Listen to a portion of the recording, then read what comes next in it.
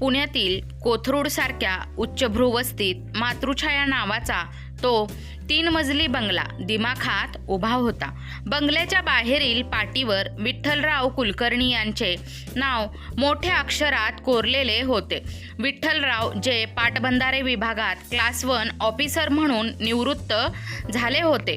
त्यांनी आपल्या आयुष्यातील 35 वर्षाच्या नोकरीचा एक पैसा प्रोव्हिडंट फंड आणि रक्ताचं पाणी करून हे स्वप्नातलं घर उभं केलं होतं. पत्नी सुमतीबाईंनी आपल्या कष्टाने आणि मायेने या घराला घरपण मिळवून दिलं होतं. मोठा मुलगा अजय एका नामांकित सॉफ्टवेअर कंपनीत सिनियर पदावर होता, तर धाकटा विजय एका खाजगी बँकेत मॅनेजर होता. समाजाच्या नजरेत कुलकर्णी कुटुंब हे एक आदर्श आणि सुखी कुटुंब होतं. घरात 2 सुशिक्षित सुना आल्या, स्वाती आणि मानसी. विठ्ठलरावांना वाटलं होतं की आता निवृत्तीनंतरचा काळ नातवंडासोबत खेळत आणि सुमतीसोबत गप्पा मारत आरामात जाईल. पण नियतीच्या मनात काहीतरी वेगळंच होतं. जसे जसे दिवस सरकत गेले तसे तसे घराचे वातावरण बदलू लागले. सुरुवातीला आदराने वागणाऱ्या सुनांच्या स्वभावातील बदल हळूहळू उलगडू लागले. विठ्ठलराव निवृत्त झाल्यामुळे आता त्यांची सत्ता आणि दरारा कमी झाला होता. घरातले निर्णय आता मुलं आणि सुना घेऊ लागली होती. एक दिवस सकाळी डायनिंग टेबलवर विठ्ठलराव वर्तमानपत्रात वाचत बसले होते. सुमतीबाईंनी त्यांना चहा दिला. तेवढ्यात मोठी सून स्वाती किचनमधून बाहेर आली आणि डाफरली, "आई, तुम्हाला किती वेळा सांगितलंय की सकाळी 7च्या आधी चहा द्यायचा नाही, गॅस खर्च वाढतोय आणि सकाळी सकाळी किचनमध्ये तुमची लुडबुड मला आवडत नाही. आता वय झालंय तुमचं, शांतपणे कोपऱ्यात बसत जा ना." सुमतीबाईंचे डोळे पाणावले. ज्या किचनमध्ये त्यांनी 30 वर्ष अन्नपूर्णा बनून सर्वांना खाऊ घातलं, तिथेच आज त्यांना परकं ठरवलं जात होतं. विठ्ठलरावांनी शांतपणे चहाचा कप खाली ठेवला.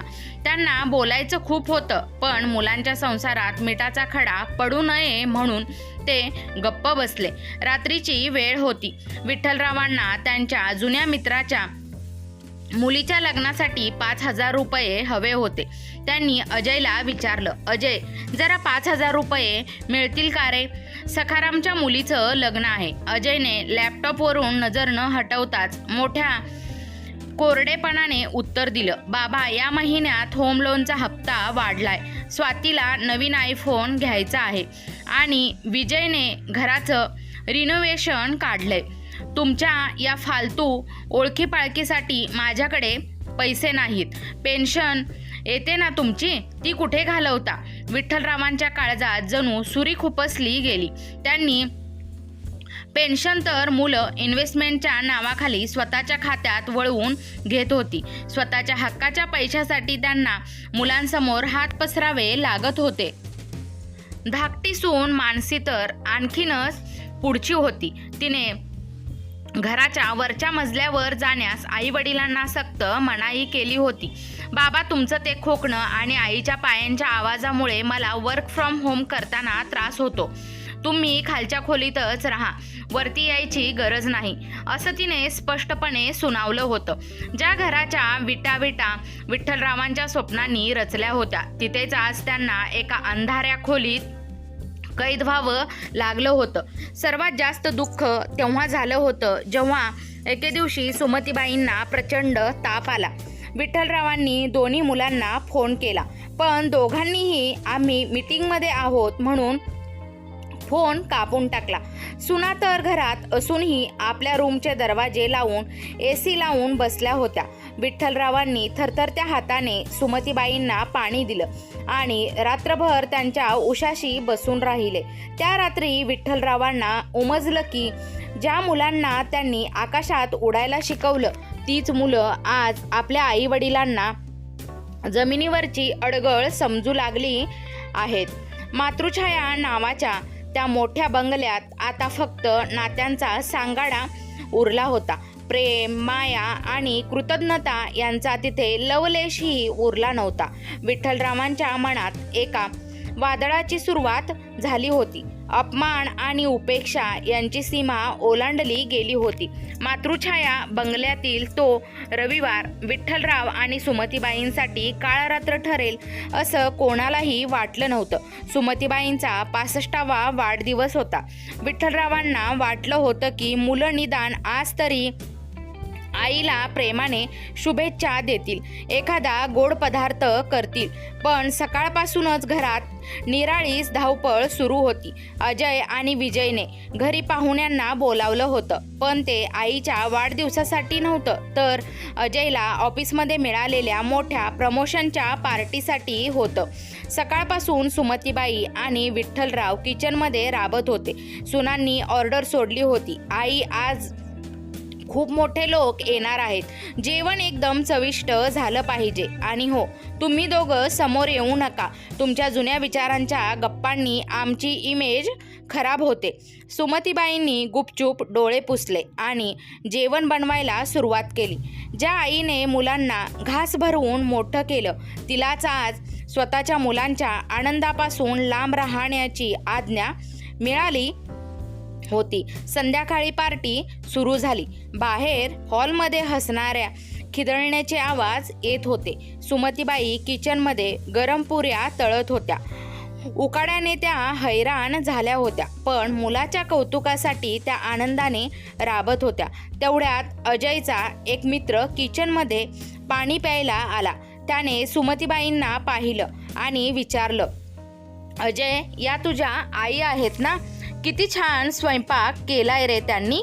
अजयने मागे वळून पाहिलं आणि त्याच्या चेहऱ्यावर संताप उमटला. त्याने मित्राला बाहेर नेलं आणि जोरात म्हणाला, अरे नाही रे, त्या आमच्या जुन्या कामाच्या बाई आहेत, घरच्या सारख्याच राहतात, म्हणून तुला वाटलं असेल.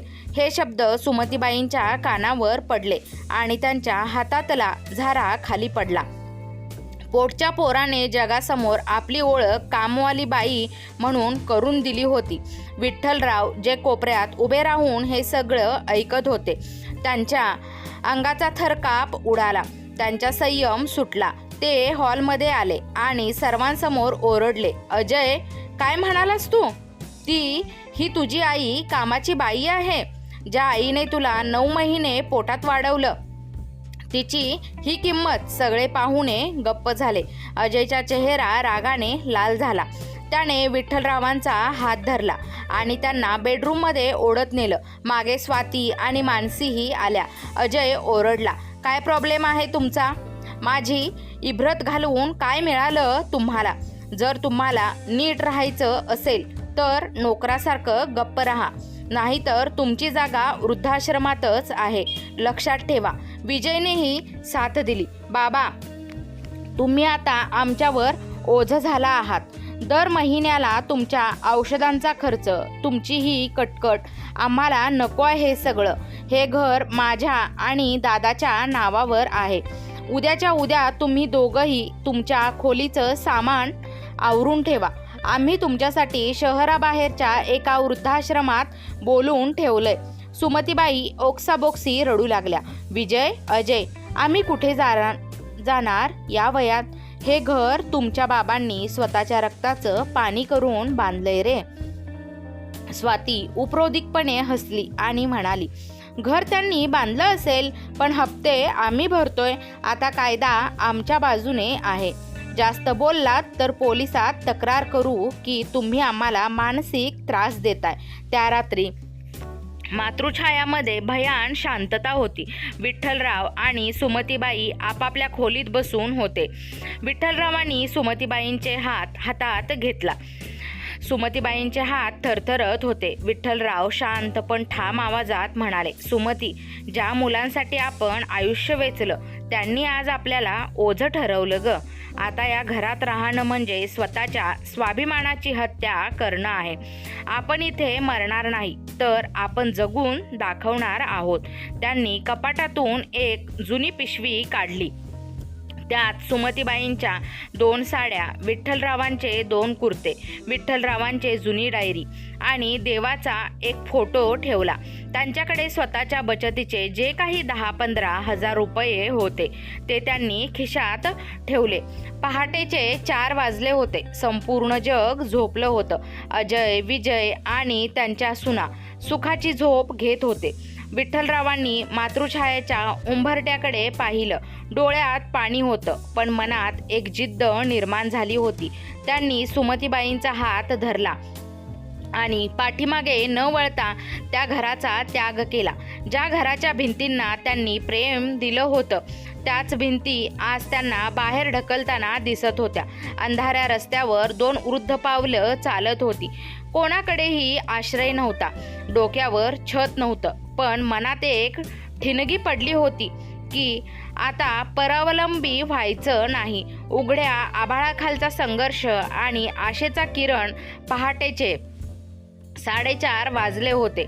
कोथरूडच्या त्या शांत रस्त्यावर फक्त विठ्ठलराव आणि सुमतीबाईंच्या पावलांचा आवाज येत होता.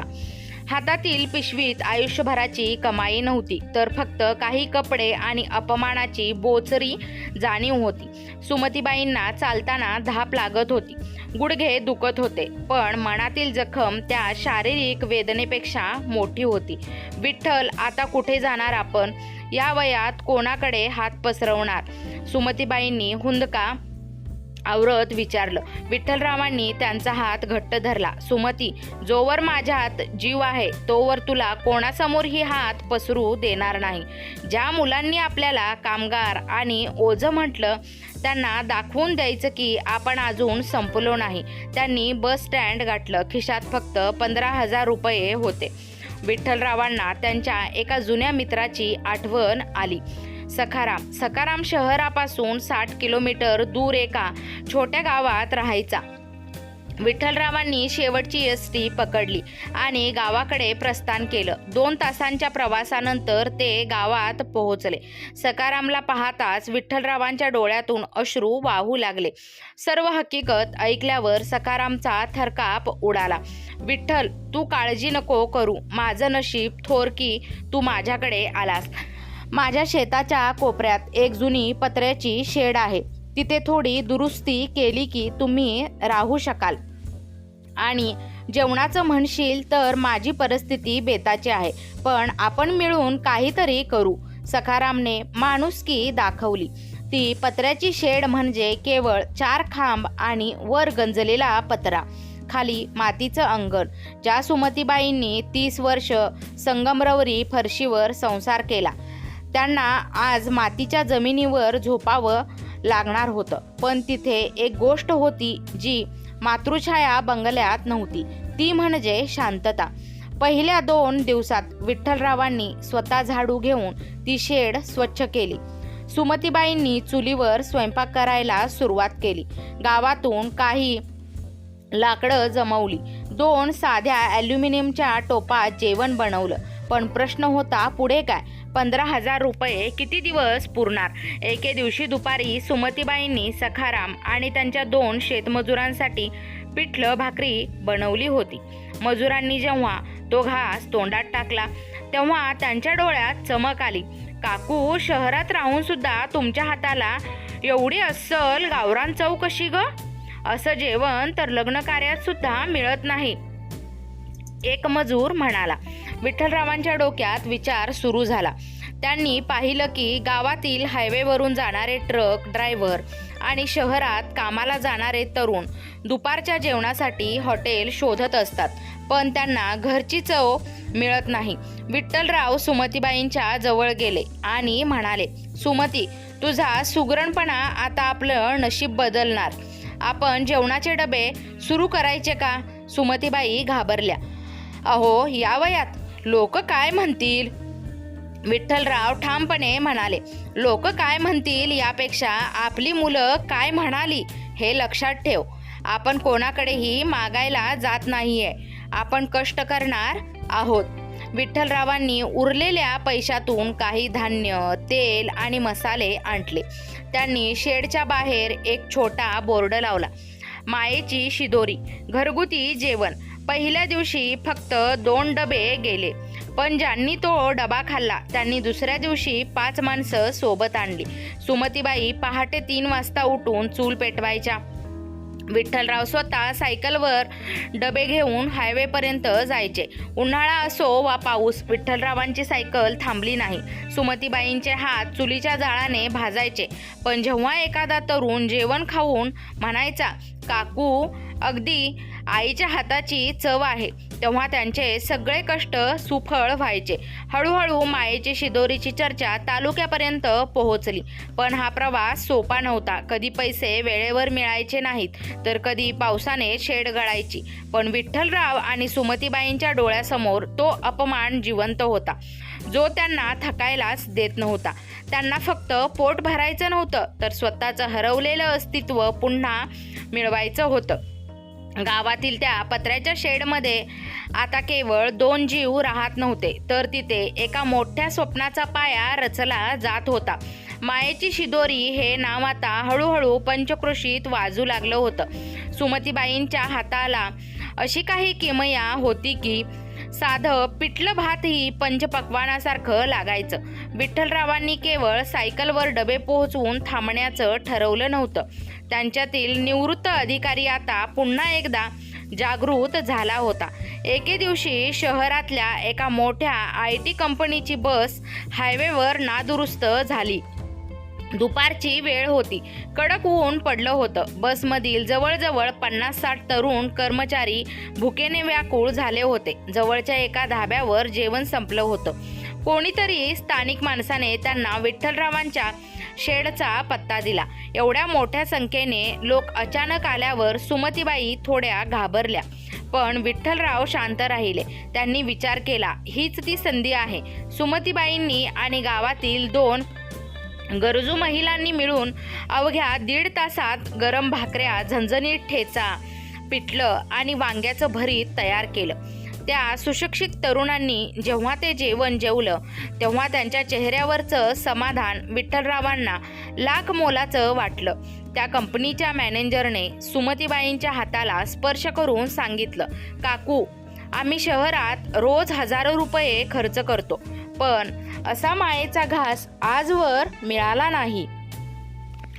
त्या मॅनेजरने विठ्ठलरावांना एक प्रस्ताव दिला. आमच्या कंपनीत दररोज 300 कर्मचाऱ्यांसाठी दुपारच्या जेवणाचं कंत्राट तुम्ही घेणार का? विठ्ठलरावांच्या डोळ्यात आनंदाश्रू उभे राहिले. हा फक्त एक प्रस्ताव होता, तर मुलांनी दिलेल्या ओझ या शब्दाला दिलेलं चोख उत्तर होतं. विठ्ठलरावांनी सखारामच्या मदतीने गावातील रिकामी पडलेली एक जुनी इमारत भाड्याने घेतली. त्यांनी गावातील विधवा आणि गरजू महिलांना कामाला ठेवलं. मायेची शिदोरी आता एक मोठ्या मेसमध्ये रूपांतरित झाली होती. विठ्ठलरावांनी मार्केटिंगसाठी सोशल मीडियाचा वापर करायला सुरुवात केली. अल्पावधीत शहरातून अनेक लोक विकेंडला खास कुलकर्णी काकूंच्या हातचं जेवण जेवायला येऊ लागले. दुसरीकडे पुण्यातील मातृछाया बंगल्यात परिस्थिती वेगळीच होती. आई वडील गेल्यावर अजय आणि विजयला वाटलं होतं की आता सगळा पैसा आणि घर आपलंच आहे, पण घराचं घर पण आई वडिलांसोबतच निघून गेलं होतं. सुनांमध्ये आता कामांवरून रोज भांडण होऊ लागली.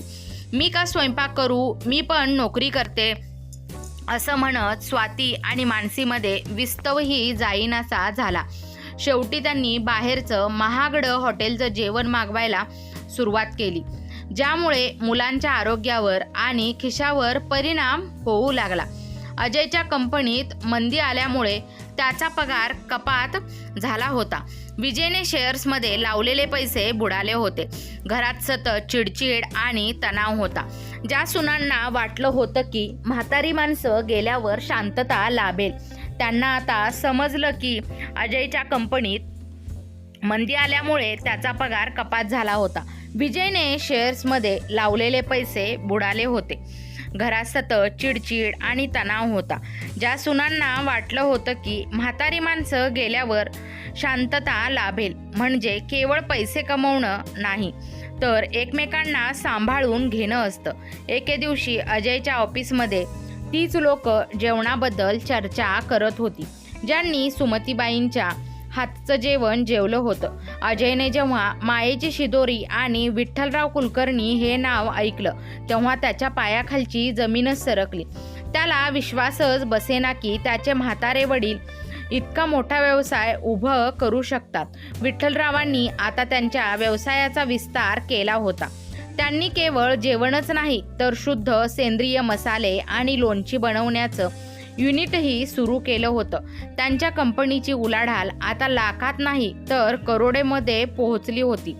ज्या हातांना मुलांनी रिकामे पाडले होते त्याच हातांनी आज 50 कुटुंबांना रोजगार दिला होता. विठ्ठलरावांनी आता त्याच गावात एक प्रशस्त बंगला बांधायला घेतला होता, पण तो स्वतःसाठी नव्हता. त्या बंगल्याच्या नावाचा फलक तयार झाला होता. मायेचे छप्पर, निराधार वृद्धाश्रम. वेळ कोणासाठी थांबत नाही आणि कोणाचे दिवस कायम सारखे नसतात. विठ्ठलराव आणि सुमतीबाई जेव्हा मातृछायामधून बाहेर पडले तेव्हा मुलांनी आणि सुनांनी विजयाचा उन्माद साजरा केला होता. पण त्यांना हे ठाऊक नव्हतं की घराचं भाग्य हे त्या घरातील थोरामोठ्यांच्या आशीर्वादांवर टिकून असतं. वर्षभरातच परिस्थितीचे असं काही वळण घेतलं की अजय आणि विजयच्या स्वप्नांच्या पत्त्याचा बंगला कोसळू लागला. अजय ज्या सॉफ्टवेअर कंपनीत होता तिथे नवीन तंत्रज्ञान आलं आणि अजयने स्वतःला अपडेट न केल्यामुळे त्याला नोकरीवरून काढून टाकण्यात आलं. तू आता आउटडेटेड झाला आहेस हे त्याच्या मॅनेजरचे शब्द त्याला विठ्ठलरावांनी त्याने दिलेल्या टोमण्यांची आठवण करून देऊ गेले. दुसरीकडे विजयने मोठ्या नफ्याच्या आमिषाने एका खाजगी योजनेत बँकेचे सर्व पैसे आणि घराचे दागिने गुंतवले होते.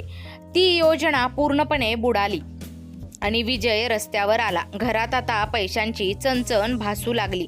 ज्या सुना आई वडिलांच्या औषधांच्या खर्चांवरून भांडायच्या त्या आता स्वतःच्या पार्लर आणि शॉपिंगच्या खर्चासाठी आपापसात लढू लागल्या. स्वाती आणि मानसीमध्ये आता दररोज कडाक्याची भांडणं होत.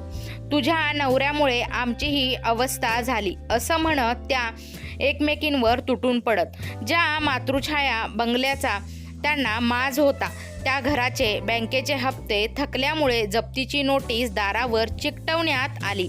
एके दिवशी अजय नैराश्यात बसला असताना त्याच्या लॅपटॉपवर एक बिझनेस न्यूज पोर्टल उघडलं गेलं. त्यावर एक हेडलाईन झळकली. पुण्यातील यशस्वी स्टार्टअप 60 वर्षाच्या दाम्पत्याने उभा केला कोटींचा अन्नप्रक्रिया उद्योग. अजयने उत्सुकतेने तो लेख उघडला. खाली एक फोटो होता. फोटोमध्ये त्याचे बाबा विठ्ठलराव कुलकर्णी एका पांढऱ्या शुभ्र कुर्त्यात ताटमानेने उभे होते आणि शेजारी सुमतीबाई एका साध्या पण महागड्या पैठणीत हसत उभ्या होत्या. त्यांच्या मागे मायेची शिदोरी या नावाचा मोठा बोर्ड आणि आधुनिक मशिनरी दिसत होती. लेखात लिहिलं होतं की ज्या वयात लोक विश्रांती घेतात त्या वयात या दाम्पत्याने 100 पेक्षा जास्त महिलांना रोजगार दिला आहे आणि आज त्यांचा टर्नओव्हर 10 कोटींच्या वर आहे. अजयच्या हातातला माऊस थरथरू लागला. त्याने विजयला बोलावून तो फोटो दाखवला. विजयला तर आपल्या डोळ्यांवर विश्वासच बसेना. हे आपले आई बाबा आहेत. ते तर वृद्धाश्रमात जाणार होते ना. मग हे सगळं कसं झालं? विजयच्या तोंडून शब्द फुटत नव्हते. सुनांना जेव्हा ही बातमी कळली तेव्हा त्यांच्या डोळ्यात पश्चातापापेक्षा जास्त स्वार्थ चमकू लागला. मानसी म्हणाली, अहो, जर बाबांकडे एवढे पैसे आहेत तर आपण इथे का सडतोय? चला ना त्यांच्याकडे. शेवटी तुम्ही त्यांची मुलं आहात. ते तुम्हाला बघून नक्कीच विरघळतील. आपलं घर वाचवण्यासाठी एवढे पैसे तर ते सहज देऊ शकतील. अजयला स्वतःची लाज वाटत होती, पण घराची जप्ती टाळण्यासाठी त्याच्याकडे दुसरा पर्याय नव्हता. आपण आई वडिलांना खूप छळलंय स्वाती. ते आपल्याला माफ करतील का? अजयने विचारलं. स्वाती चटकन म्हणाली, आईचं हृदय मेणासारखं असतं. तुम्ही फक्त रडण्याचं नाटक करा. त्या नक्की आपल्याला घरात घेतील. आणि आता तर त्यांच्याकडे एवढी संपत्ती आहे, आपल्याला आयुष्यभर काहीच करायची गरज पडणार नाही. मुलांच्या मनात अजूनही प्रेम नव्हतं, तर केवळ संपत्ती मिळवण्याची हाव होती. दुसऱ्या दिवशी पहाटेच अजय, विजय आणि त्यांच्या दोन्ही सुना गाडी करून त्या गावाकडे निघाले. त्यांना वाटलं होतं की आजही आई वडील त्यांना प्रेमाने जवळ घेतील. पण त्यांना हे माहीत नव्हतं की ज्या आई वडिलांना त्यांनी घराबाहेर काढलं होतं त्यांनी आता स्वतःची एक वेगळी आणि स्वाभिमानी दुनिया उभी केली होती. अजय, विजय आणि त्यांच्या सुना जेव्हा त्या गावी पोहोचले तेव्हा त्यांना वाटलं होतं की तिथे एखादं छोटं हॉटेल किंवा मेस असेल. पण समोरचं दृश्य पाहून त्यांचे डोळे विस्पारले गेले. एका विस्तीर्ण जागेत माईची शिदोरी नावाचा भव्य फूड प्रोसेसिंग प्लांट उभा होता. शेकडो महिला पांढरे कोट आणि मास्क घालून शिस्तीत काम करत होत्या. बाजूलाच एक सुंदर पारंपरिक पद्धतीचा मोठा वाडा होता ज्यावर लिहिलं होतं विठ्ठल सुमती निवास. गाडीतून उतरताना अजयच्या मनात भीती होती तर सुनांच्या मनात आता आपलं नशीब उघडणार हा स्वार्थी विचार होता. त्यांनी वाड्याच्या गेटवर विचारलं, विठ्ठलराव साहेब आहेत का? आम्ही त्यांची मुलं आहोत. सुरक्षा रक्षकांनी त्यांना आत सोडलं. हॉलमध्ये पाऊल टाकताच समोर एका मोठ्या खुर्चीवर विठ्ठलराव बसले होते. त्यांच्या हातात लॅपटॉप होता आणि ते कोणाशी तरी फोनवर इंग्रजीत व्यावसायिक चर्चा करत होते. सुमतीबाई बाजूलाच बसून काही कागदपत्रांवर सह्या करत होत्या. एका वर्षात त्यांचा कायापालट झाला होता. त्यांच्या चेहऱ्यावर आता लाचारी नव्हती तर एक वेगळंच तेज आणि आत्मविश्वास होता. मुलांना पाहताच विठ्ठलरावांनी फोन ठेवला. त्यांच्या चेहऱ्यावर कोणताही आनंद किंवा राग दिसला नाही. ते अगदी शांत होते. अजय धावत गेला आणि विठ्ठलरावांच्या पाया पडला. बाबा, आम्हाला माफ करा. आम्हाला आमची चूक कळली आहे. आई, तुझ्याशिवाय घराचं घरपण हरवलंय ग. अजय खोट्या हुंदक्याने रडू लागला. विजयनेही सुमतीबाईंचे पाय धरले. आई, स्वाती आणि मानसीला खूप पश्चाताप होतोय. आम्हाला पुन्हा घरी घेऊन चला.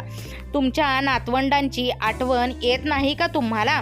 स्वातीने पदर डोक्यावर घेतला आणि रडण्याचं नाटक करत म्हणाली, आई, तेव्हा आमच्याकडून चूक झाली पण आता आम्ही बदललो आहोत. तुम्ही पुन्हा चला ना आपल्या मातृछाया बंगल्यात. सुमतीबाई शांतपणे उभ्या राहिल्या. त्यांनी अजय आणि विजयचे हात आपल्या पायांवरून बाजूला केले. त्यांच्या डोळ्यात मुलांसाठी प्रेम नव्हतं तर एक प्रकारची दया होती. त्या म्हणाल्या, कोणतं घर? अजय, ज्या घराला तुम्ही नरक बनवलं होतं. आणि कोणत्या सुना?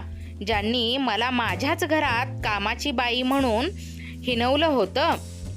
विठ्ठलराव खुर्चीतून उठले आणि खंबीर आवाजात म्हणाले, अजय, विजय, तुम्ही इथे आम्हाला न्यायला आला नाहीत तर तुमची बुडणारी नौका वाचवायला आला आहात.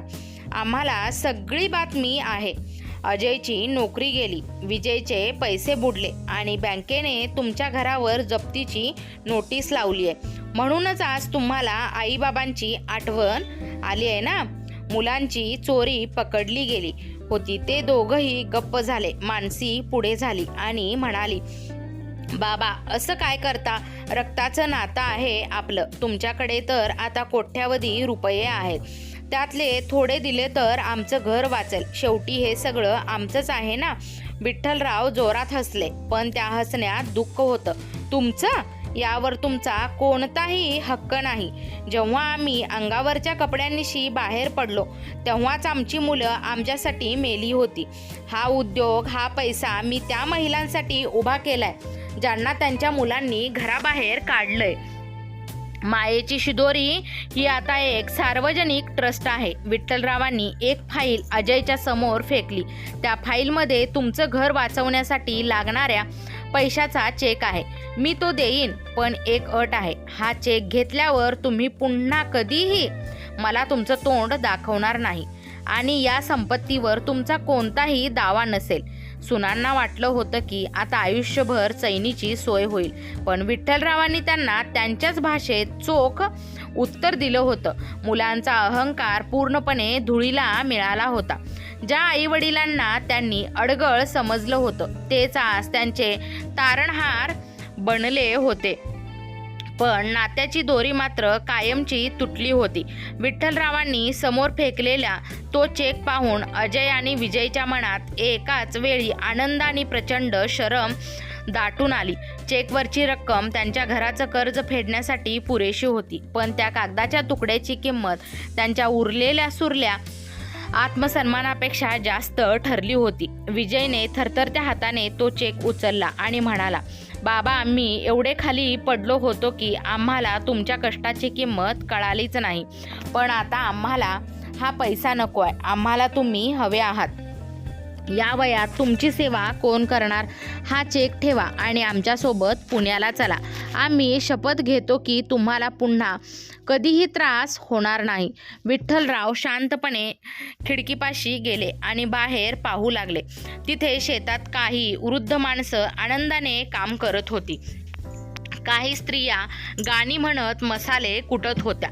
विठ्ठलराव वळले आणि अतिशय खोल आवाजात म्हणाले, सेवा? विजय, ज्या दिवशी सुमतीला ताप असताना तुमच्या सुनांनी पाण्याचा पेलाही दिला नाही, त्या दिवशी सेवेची आशा आम्ही सोडून दिली आणि पुण्याला परतणं. ज्या घराच्या भिंतींना माझ्या अपमानाचा वास येतो तिथे मी पुन्हा पाऊलही ठेवणार नाही. तेवढ्यात सुमतीबाई पुढे आल्या. त्यांनी स्वाती आणि मानसीच्या डोळ्यात पाहिलं. त्या दोघींनी आज पहिल्यांदाच मानाखाली घातल्या होत्या. सुमतीबाई म्हणाल्या, मुलांनो, आई वडील हे वडाच्या झाडासारखे असतात. जोवर ते जिवंत असतात तोवर तुम्हाला त्यांची सावली मिळते, पण तुम्ही त्या झाडाची मुळं उखडून फेकलीत.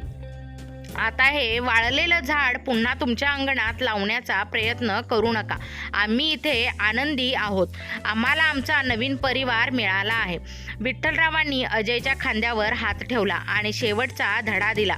हा चेक घेऊन जा. तुमचं घर वाचवा. पण लक्षात ठेवा, हे पैसे मी माझ्या मुलाला दिले नसून एका गरजू माणसाला दिलेली मदत आहे असं समजतोय. आजपासून विठ्ठलराव आणि सुमतीबाई नावाचे तुमचे आई वडील या जगातून तुमच्यासाठी संपले आहेत. आम्ही आमचं मृत्यूचक्रही इथेच लिहून ठेवलं आहे. आमच्या निधनानंतरही तुम्ही आमच्या देहाला अग्नी द्यायला येऊ नका. आमची ही सर्व संपत्ती, हा उद्योग आम्ही इथल्या अनाथाश्रमाला आणि कामगार महिलांना दान केला आहे. हे शब्द ऐकून अजय आणि विजयच्या पायाखालची जमीनच सरकली. त्यांना जाणीव झाली की त्यांनी केवळ आई वडील गमावले नव्हते, तर आयुष्यातला सर्वात मोठा आधार आणि आशीर्वाद नावाच कायमचा गमावला होता. सुनांना कळून चुकलं होतं की ज्या पैशाच्या माजावर त्यांनी आईवडिलांना छळलं तोच पैसा आज त्यांच्याकडे असूनही ते अनाथ झाले होते. मुलं आणि सुना रडत रडत त्या वाड्यातून बाहेर पडली. विठ्ठलराव आणि सुमतीबाई गॅलरीत उभे राहून त्यांना जाताना पाहत होते. सुमतीबाईंच्या डोळ्यातून एक अश्रू ओघळला, पण त्यांनी तो पटकन पुसला. रडतेस कशाला सुमती? विठ्ठलरावांनी विचारलं. सुमतीबाई हसून म्हणाल्या, रडत नाही आहे हो, आज मन अगदी हलकं झालंय. इतकी वर्ष जी ओढ होती ती आज कायमची संपली. आता आपलं आयुष्य या लोकांसाठी आहे. त्यानंतरच्या काळात विठ्ठलराव आणि सुमतीबाईंनी कधीही मागे वळून पाहिलं नाही. मायेची शिदोरी हे नाव संपूर्ण महाराष्ट्रात स्वाभिमानाचं प्रतीक बनलं. त्यांनी त्या गावात शाळा, दवाखाने आणि वृद्धाश्रम बांधले. ज्या 2 मुलांनी त्यांना घराबाहेर काढलं होतं त्यांनी आपलं घर तर वाचवलं, पण समाजात मान गमावली. ते आजही त्याच बंगल्यात राहतात, पण तो बंगला आता फक्त सिमेंटचं घर उरलं होतं. तिथे मातृछाया कधीच परतली नाही. विठ्ठलराव आणि सुमतीबाईंनी जगाला हे दाखवून दिलं की वय कितीही असो, जर मनात जिद्द आणि हातावर कष्टाची मेहनत असेल तर माणूस शून्यातूनही स्वतःचं नंदनवन उभं करू शकतो. आई वडील ही एक अडगळ नसून आशीर्वादाचं छत्र असतात. जे त्यांना छळतात ते संपत्ती मिळवू शकतील, पण सुख कधीच नाही. आणि स्वाभिमानी माणूस कधीच म्हातारा होत नाही. तो प्रत्येक संकटात नवीन जन्म घेतोच. मित्र आणि मैत्रिणींनो, तुम्हाला आजची कथा आवडली असल्यास चॅनलला लाईक, शेअर, सबस्क्राईब नक्की करा. कथा पूर्ण ऐकल्याबद्दल, वाचल्याबद्दल तुम्हा सर्वांचे मनपूर्वक धन्यवाद. जर कोणी चॅनलवर नवीन आला असेल तर अशाच दररोज नवनवीन कथा ऐकण्यासाठी, वाचण्यासाठी आत्ताच आपल्या चॅनलला सबस्क्राईब नक्की